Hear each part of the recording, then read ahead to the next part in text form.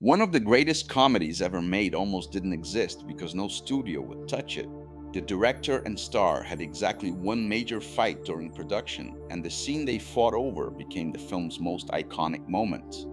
The laboratory equipment sparking on screen, the actual original machinery from 1931's Frankenstein, sitting in someone's garage for 40 years. Young Frankenstein was a gamble Hollywood thought would fail, shot in black and white when color dominated, made as a loving homage when parodies were supposed to mock. This is how Mel Brooks and Gene Wilder turned lunch break conversations into an $86 million phenomenon, accidentally influenced rock music history, and laughed so hard during filming that Brooks had to stuff a handkerchief in his mouth to maintain control.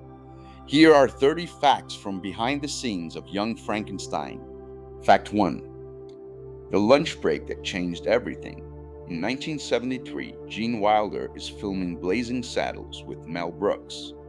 During lunch, Wilder pitches an idea. What if Dr. Frankenstein had a grandson who wanted nothing to do with the family business? A scientist who pronounced the name Frankenstein to distance himself from the legacy but eventually gives in to his heritage? Brooks loves it. Right there, he takes out his wallet and hands Wilder $57 as a down payment on the screenplay. 57 bucks launched one of cinema's greatest comedies. They didn't wait. While shooting Blazing Saddles during the day, Brooks and Wilder met nightly at Wilder's Hotel Bel Air bungalow. Over Earl Grey tea and English digestive biscuits, they wrote together, rewrite after rewrite, Brooks recalled, until we were more or less satisfied. Both exhausted from filming, they spent evenings crafting another comedy, methodical craftsmanship by two perfectionists. Fact 2. The title nobody wanted to change. Gene Wilder drew inspiration from a 1940 film called Young Tom Edison. He loved how that title positioned the story as both biography and origin. Young Frankenstein captured the same energy, heritage, legacy, a new generation dealing with the past. When he believed in something creatively, Wilder became immovable. He told Brooks directly, if they change the title, I'm out. That's bold for a comedy screenplay in 1973, but Brooks respected his instincts completely. The title stayed, and it's perfect, both ironic and sincere, playful without mocking. Fact 3. Columbia's rejection, and the studio that said yes. Brooks and Wilder finished their screenplay and pitched Columbia Pictures. The response? $1.75 million budget, but it must be in color. Brooks wanted at least $2.3 million. And more importantly, they'd written this specifically as black and white. Columbia wouldn't budge. Brooks walked. Alan Ladd Jr. at 20th Century Fox read the script and greenlit it immediately. $2.78 million budget, black and white approved. Young Frankenstein made $86.2 million at the box office. That success helped propel Ladd to president of Fox's film division. In that position, he greenlit over 300 films, including a rejected space opera most studios passed on, Star Wars. Young Frankenstein's success helped reshape the film industry by putting the right person in the right position. Fact 4. The black and white battle. Black and white was radical in 1974. Color had completely dominated Hollywood. It wasn't just unfashionable, it was considered career suicide for a comedy. Even cinematographer Gerald Hirschfeld initially balked, suggesting they shoot black and white in Transylvania, then switch to color in Baltimore. Brooks refused. It had to be black and white throughout. Here's the technical challenge. When Hirschfeld took the film stock to the laboratory, they hadn't processed black and white in over 6 years. Technicians had to dust off equipment and remember forgotten procedures. Hirschfeld later admitted Brooks was 100% correct. The film works because it looks authentic. In color, those carefully crafted shadows and visual references to James Whale's original films would have been lost. Fact 5. Gene Wilder's one condition. Gene Wilder had one major condition. Mel Brooks could not appear on camera. Wilder's philosophy: I don't want it to be a crazy comedy. I want it to be a real movie with natural comedy. He felt Brooks tended to break the fourth wall, winking at audiences. Wilder wanted everything played straight. Brooks agreed, telling Wilder, "If you're not in it, I'll do it." This was unusual. Brooks had played multiple characters in Blazing Saddles, but he respected Wilder's vision. Mostly, Brooks couldn't resist entirely. He provided voice cameos: the howling wolf, the screeching cat hit by a dart, and Victor Frankenstein's voice. Brooks got to be in the film, just never seen. Fact 6. Marty Feldman and the Wandering Hump. Gene Wilder wrote Igor's role specifically for Marty Feldman, the British comedian known for his bulging eyes and physical comedy. During filming, Feldman played a joke on everyone. He deliberately moved Igor's hump to different sides between scenes. Some takes it's on his left, next scene it's on his right. He did this for days without telling anyone. When the cast finally noticed and told Brooks, his response was perfect. "Leave it. That's the wandering hump you see in the final film. An intentional joke." But Feldman's greatest contribution might be his adlib. When Wilder mentions the hump and asks if he can help, Feldman spontaneously delivered, "What hump?" Brooks later called it the funniest retort in the movie. 2 words, perfect timing, comedy gold. Fact 7. The walk this way joke almost didn't happen. The walk this way joke, where Igor limps through the castle and Frederick and Inga copy his walk, almost got cut. Both Feldman and Wilder objected, calling it a terribly old music hall joke, cheap vaudeville done to death. They were embarrassed by it. Feldman did it spontaneously to make the crew laugh. Brooks loved it, but Feldman and Wilder kept arguing against it.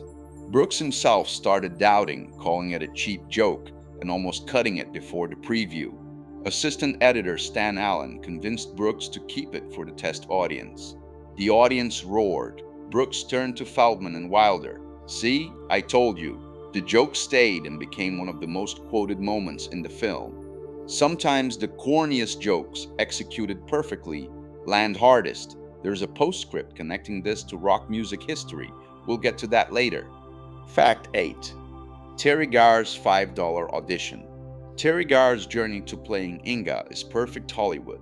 Gene Wilder recommended her after working together. Garr wanted the Madeline Kahn role, but read for Inga instead.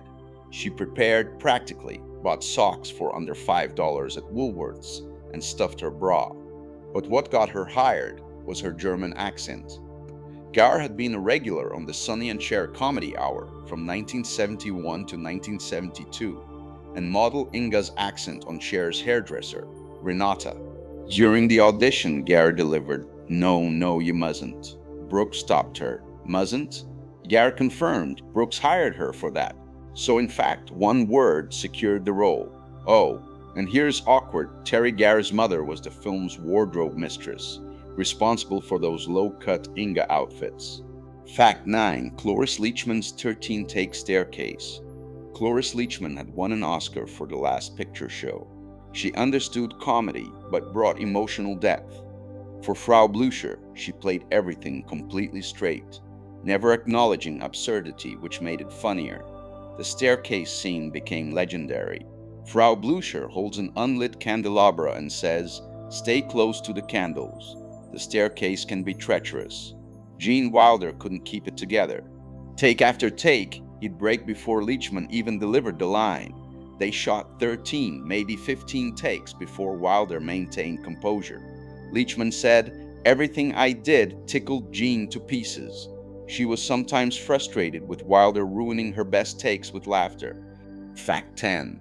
Gene Hackman's one-day cameo. Gene Hackman's Blind Hermit cameo happened because he met Wilder at a tennis court and said, "I want to do something funny, just once." That was it. An Oscar winner for The French Connection wanted to try comedy. Brooks brought him in for one day. Hackman played the lonely hermit who accidentally pours soup in Frederick's lap and lights his thumb on fire. His final line, "I was gonna make espresso," was completely ad-libbed. The crew burst out laughing so loudly, the editors had to immediately fade to black. Initially, Hackman wasn't even credited. Later releases added his name, but that original "wait, is that Gene Hackman?" surprise must have been incredible for 1974 audiences. Fact 11. Kenneth Mars and the Monocle Paradox. Inspector Kemp exists purely as visual absurdity. Brooks pitched Kenneth Mars, "If you're wearing an eye patch and you've got a monocle on top of the eye patch, is that too much?" Mars said, "Of course not." Brooks replied, "Good, you're hired." Mars played the character with such earnestness that it becomes charming despite being ridiculous. Inspector Kemp tries to protect his village while dealing with an artificial arm that acts independently. It's a tightrope between parody and performance. Fact 12. Peter Boyle meets his wife in monster makeup. Peter Boyle's approach was brilliant. Playing a baby. He said, "He's big and ugly and scary, but he's just been born. He doesn't understand the world." That choice transformed the monster from villain to innocent, confused and desperate for connection. But here's the romantic twist. Boyle met his future wife, Lorraine Alterman, on set. She was a Rolling Stone reporter covering production. Boyle was in full monster makeup, greenish face, neck bolts. When he asked her on their first date, she said yes. They married in 1977.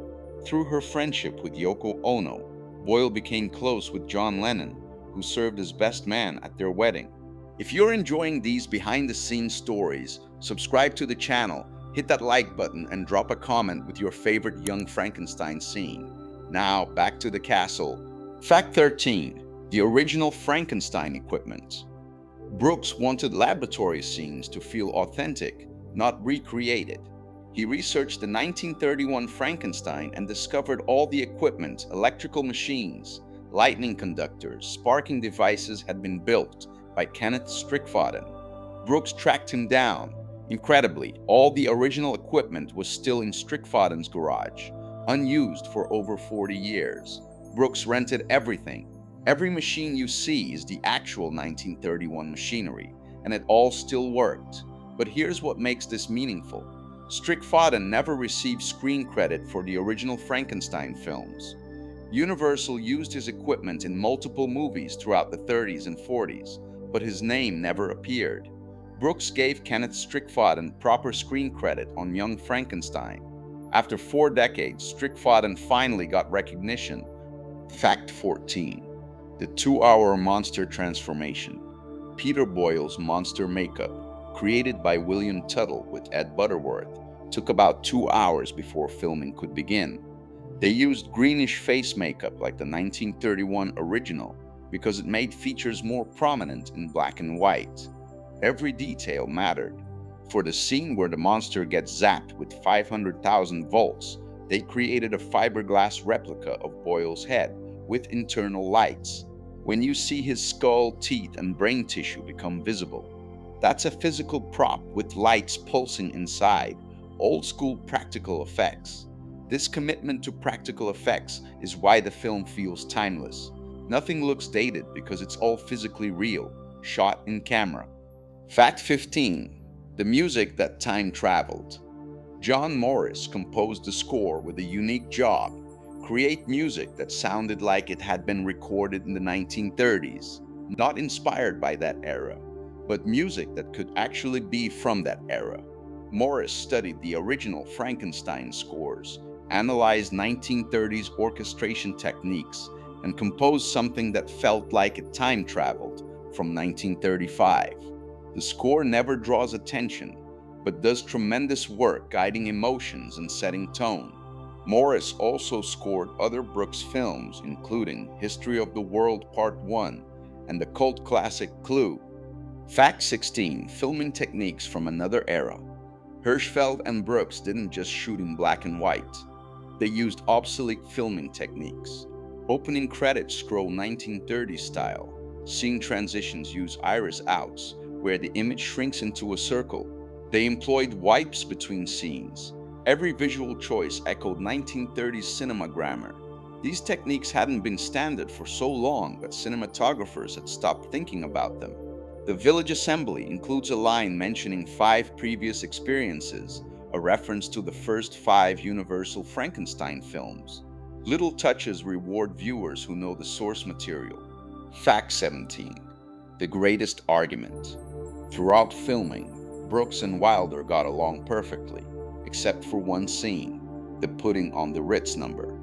When Wilder suggested having Frederick present the monster at a sophisticated theater, singing Putting on the Ritz in Top Hat and Tails, Brooks thought it was too absurd, their only major fight. Brooks argued it would destroy the tone. Wilder insisted they film it and show a test audience. If audiences hated it, he'd agree to cut it. They filmed it. Peter Boyle spontaneously came up with Putting on the Ritz on the first take. Nobody knew what the monster should say. Test audience loved it. Brooks told Wilder, "I have never been so wrong in my life." Years later, Brooks called it one of the best scenes in the film. Fact 18. The laughter that wouldn't stop.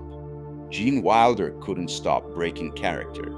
The scalpel scene where Frederick stabs himself, Brooks cut to a close-up of Class Dismissed because Wilder was laughing in the wider shot. The scene where Igor bites the fur collar required more takes than almost any other. Feldman kept getting fur in his mouth, causing everyone to dissolve into hysterics. Madeline Kahn's improvised no tongues. Wilder kept his tongue still even after cut, staying in character to see how long he could maintain it. Brooks stuffed a handkerchief in his mouth to prevent laughing during takes. During Putting on the Ritz, he warned extras that anyone who laughed would be arrested. Fact 19. The film they didn't want to end. The cast and crew had such a wonderful time that nobody wanted filming to end. Brooks sometimes added scenes just to keep production going longer, not because the movie needed more footage, but because everyone was having too much fun. When principal photography wrapped May 3, 1974, after beginning February 19, the cast was genuinely sad. They'd created something special and knew it. This chemistry is palpable in every frame. Fact 20. The quiet release that became a phenomenon. Fox didn't expect Young Frankenstein to be a massive hit. Quiet release December 15, 1974. No major marketing campaign. They believed in it enough to greenlight it, but weren't betting big. Word of mouth changed everything. People saw it and told friends. Critics raved. Box office numbers kept climbing. Final gross $86.2 million on $2.78 million budget, a 31-to-1 return. This came out the same year as Blazing Saddles, also a massive hit. Brooks had two of the year's biggest comedy successes within months. This achievement, with Woody Allen's similar success, made Brooks and Allen the kings of 1970s comedy. Fact 21. The Walk This Way connection. Remember the Walk This Way rock connection? Here it is. Early 1975, Aerosmith minus Joe Perry and producer Jack Douglas saw Young Frankenstein at a Times Square theater. They loved the Walk This Way scene with Feldman's limp. Back at the record plant, recording Toys in the Attic, Douglas suggested Walk This Way as a title for Perry's unnamed song. Steven Tyler wrote lyrics that night, left them in a cab the next morning, rewrote them in a stairwell. Song released 1976, hit number 10. In 1986, Run DMC sampled it and collaborated with Aerosmith on a version that helped birth rap rock and revitalized Aerosmith's struggling career, from Young Frankenstein to the Rock and Roll Hall of Fame. Fact 22. Oscar nominations and critical acclaim. Young Frankenstein received 2 Oscar nominations. Best Adapted Screenplay, Brooks and Wilder, and Best Sound, lost both to The Towering Inferno, but it cleaned up elsewhere. Best Horror Film, Best Supporting Actor, Feldman, Best Director, Best Makeup, Best Set Decoration at the Academy of Science Fiction. Feldman won a Saturn Award. Leachman and Kahn both got Golden Globe nominations. Roger Ebert gave 4 stars, calling it Brooks's most disciplined and visually inventive film. Vincent Canby called it Mel Brooks's funniest, most cohesive comedy to date.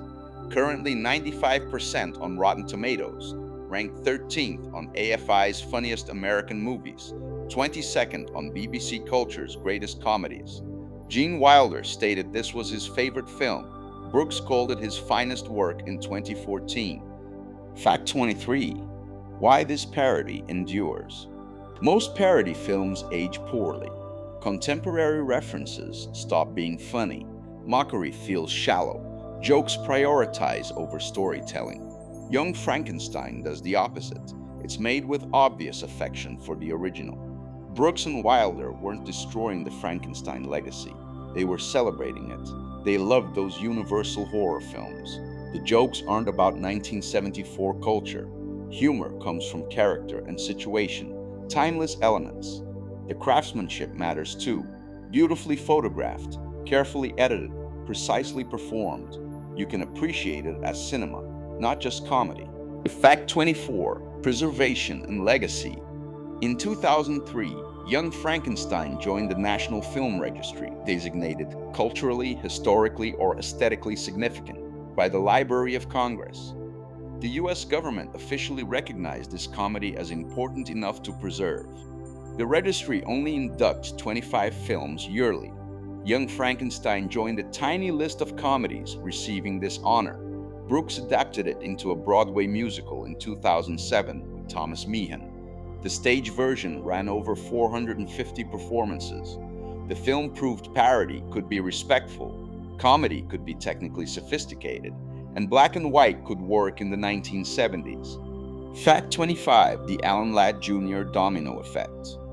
Alan Ladd Jr.'s $2.78 million gamble on a black and white comedy paid off with $86.2 million.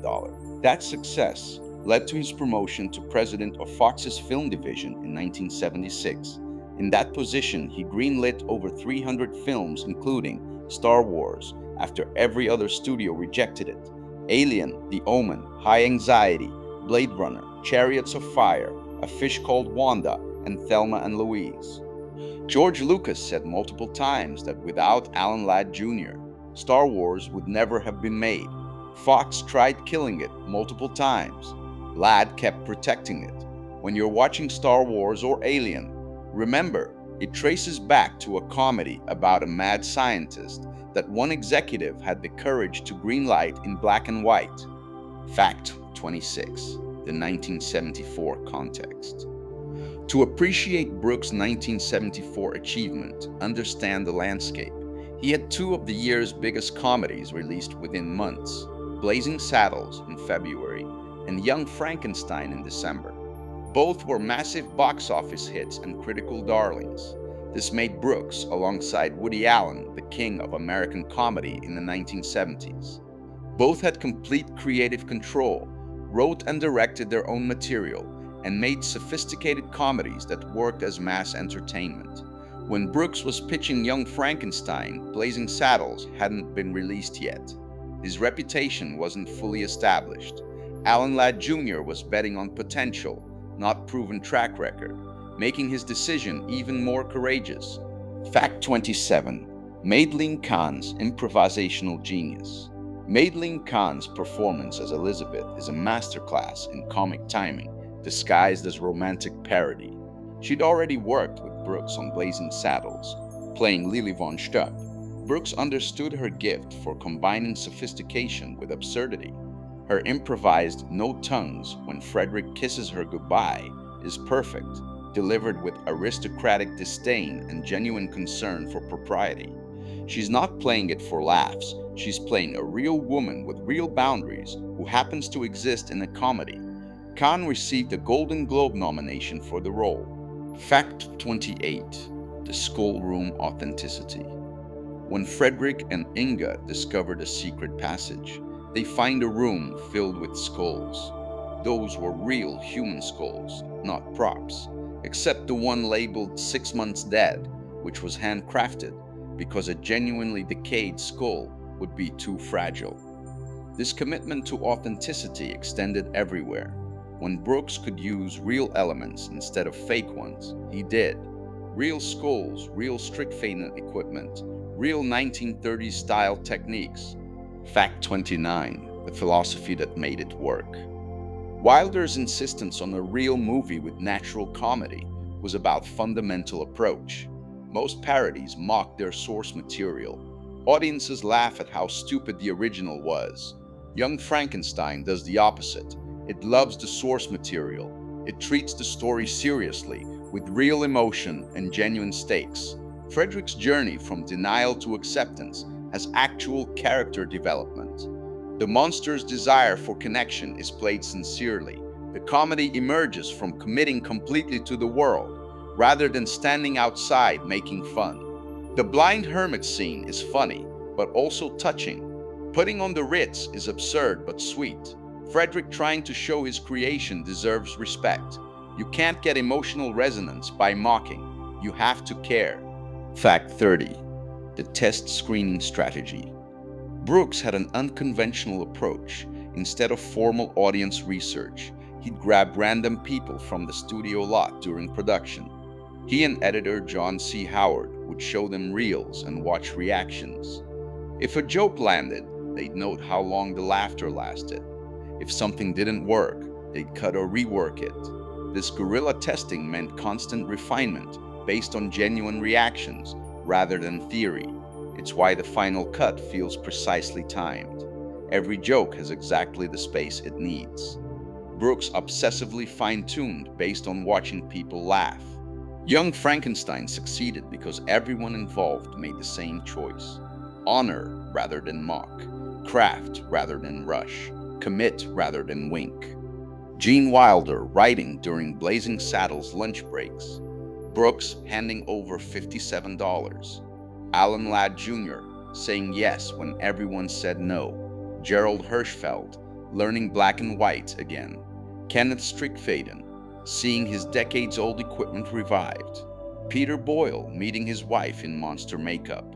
Marty Feldman secretly moving his hump. The cast laughing so hard they ruined takes. These weren't just filmmakers making a movie. They were artists who understood that comedy is serious business, that parody can be love, and that the best way to honor something is to understand it completely. 50 years later, Young Frankenstein remains as funny and perfectly crafted as opening day. In an era of quick, cheap, cynical parodies, it stands even taller. They risked black and white, made a parody that celebrated, filmed scenes they wanted to cut because everyone was having too much fun. They created something that will live forever. That's cinema. So, have you already watched Young Frankenstein? Tell us in the comments what you think about it, and which of these facts surprised you most. And if you like this video, hit that like button. Subscribe for more deep dives into films that changed everything. Thanks for watching.